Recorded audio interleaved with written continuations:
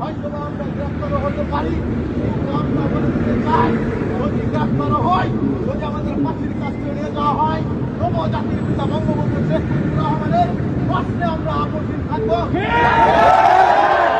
রাষ্ট্রের জননেত্রী শেখ হাসিনাকে এই দেশে ফিরিয়ে আনার জন্য আমরা যে প্রতিজ্ঞা করেছি, সেই প্রতিজ্ঞা থেকে আমরা পিছু হব না।